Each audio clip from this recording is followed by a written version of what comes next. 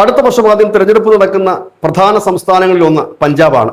BJP നാളിതുവരെ അവിടെ ഒറ്റയ്ക്ക് അധികാരത്തിൽ ഏറിയിട്ടില്ലാത്ത സംസ്ഥാനവുമാണ്. മുമ്പ് അകാലിദളിലൂടെ, ശിരോമണി അകാലിദളിലൂടെ ഭരിച്ചിട്ടുണ്ട് എങ്കിൽ പോലും അതിലൊരു ജൂനിയർ പാർട്ണർ മാത്രമായിരുന്നു. ഇത്തവണ പഞ്ചാബ് ഏത് വിധേയനെ പിടിക്കുക എന്നുള്ളത് BJPക്ക് രാഷ്ട്രീയ ലക്ഷ്യം മാത്രമല്ല, രാഷ്ട്രത്തിന്റെ സുരക്ഷയ്ക്കും അത് പ്രാധാന്യം അർഹിക്കുന്നു.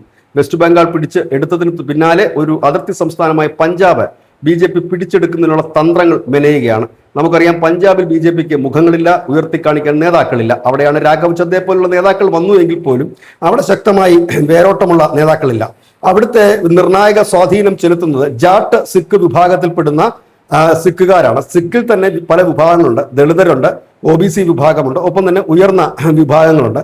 ഇതിൽ തന്നെ ഈ ജാട്ട് സിഖ് വിഭാഗമാണ് പഞ്ചാബിന്റെ ഭാഗതയെ നിർണ്ണയിക്കുന്നത്. ഇതിനെ പൊളിച്ചെഴുതാൻ ഇതുവരെ കഴിഞ്ഞിട്ടുമില്ല. പക്ഷെ ഇപ്പോൾ സ്ഥിതി അതല്ല.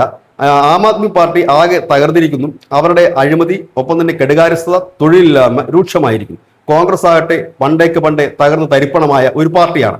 ഇവിടെയാണ് BJP പുതിയ എൻട്രിക്ക് ശ്രമിക്കുന്നത്. ഇത്തവണ അവർ ആരുമായി സഖ്യം ചേരില്ല എന്ന് പറയുമ്പോൾ എന്താണ് അവരുടെ ലക്ഷ്യമെന്ന് അറിയാൻ ആർക്കും താല്പര്യമുണ്ടാകും. അവിടേക്കാണ് BJP ഹരിയാന മോഡൽ പരീക്ഷിക്കുന്നത്. ഹരിയാനയിൽ എന്താണ് സംഭവിച്ചത്? അവിടെ ആ സംസ്ഥാനത്തിന്റെ ഭാഗതയെ നിർണ്ണയിക്കുന്നത് ജാട്ടുകളായിരുന്നു. ആ ജാട്ടുകളെ പൊളിക്കാൻ BJP എടുത്ത തന്ത്രം ജാട്ടുകൾ ഒഴിച്ചുള്ള ബാക്കിയുള്ള എല്ലാ ജാതികളെയും കൂട്ടി യോജിപ്പിക്കുക എന്നുള്ളതായിരുന്നു. ആ തന്ത്രം അവർ വിജയിച്ചു. അതിന് സമാനമായ രീതിയിൽ തന്നെ പഞ്ചാബിൽ ഇതേപോലെ തന്നെ 31% OBCയും 32% ദളിതരുമുണ്ട്. ഈ ദളിത് OBC വോട്ടുകളെ യോജിപ്പിക്കുക, ഒപ്പം തന്നെ സവർണ ഹിന്ദു വോട്ടുകൾ, ഒപ്പം തന്നെ സവർണ സിഖ് വോട്ടുകൾ അതുകൂടി ചേരുമ്പോൾ വലിയ വിജയം തന്നെ പഞ്ചാബിൽ നേടാൻ കഴിയുമെന്ന് BJP കണക്ക് കൂട്ടുന്നു. ഇവിടെ ആര് ഇതിന്റെ നേതൃത്വം ഏറ്റെടുക്കും എന്നുള്ള ചോദ്യത്തിനും ഉത്തരമായിരിക്കുന്നു. ഹരിയാന മുഖ്യമന്ത്രി നയാബ് സൈനിയാണ് അവിടെ ഇറക്കിയിരിക്കുന്നത്. അദ്ദേഹം ഈ 7 മാസത്തിനുള്ളിൽ 70 യോഗങ്ങളിൽ പങ്കെടുത്തു. എന്തുകൊണ്ട് നയാബ് സിംഗ് സൈനിയെ അവിടെ ഇറക്കിയെന്ന് ചോദിച്ചാൽ, അദ്ദേഹം പഞ്ചാബിയാണ്. സൈനി എന്ന് പറയുന്ന ജാതി പഞ്ചാബിൽ വളരെ കൂടുതലുള്ള ഒരു ജാതി വിഭാഗമാണ്. പഞ്ചാബിൽ മാത്രമല്ല, ഹരിയാനയിലും രാജസ്ഥാനിലും ഒക്കെ നിർണായക സ്വാധീനമുള്ള ഒരു കാസ്റ്റാണ് ഈ സൈനി എന്ന് പറയുന്നത്. OBC വിഭാഗമാണ്.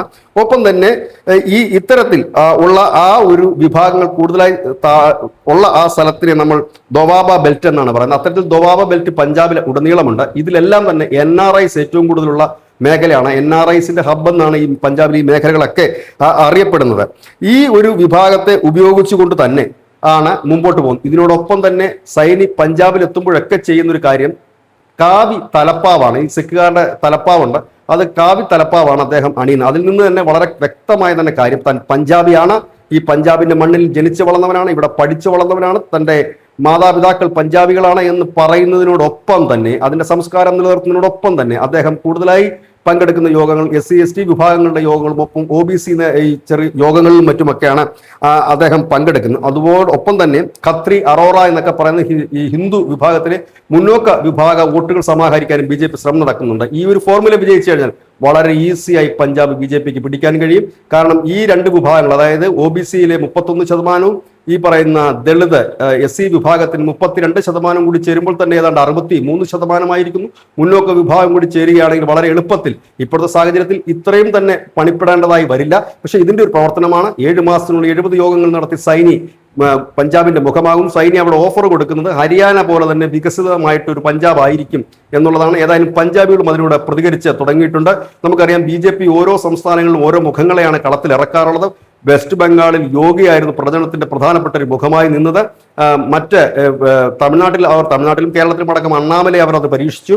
ഇപ്പോൾ ഇതാ പഞ്ചാബിലേക്ക് സൈനിയെ കളത്തിറക്കുമ്പോൾ ഒരു കാര്യം വളരെ വ്യക്തമാണ്, പഞ്ചാബ് പിടിക്കുക എന്നുള്ള ലക്ഷ്യം. വടക്കുകിഴക്കൻ സംസ്ഥാനത്തിൽ ഹിമന്ത് ബിശ്വ ശർമ്മ എന്ന ട്രബിൾ ഷൂട്ടറുടെ നേതൃത്വത്തിൽ സുരക്ഷിതവുമാണ്. News desk, news India Malayalam.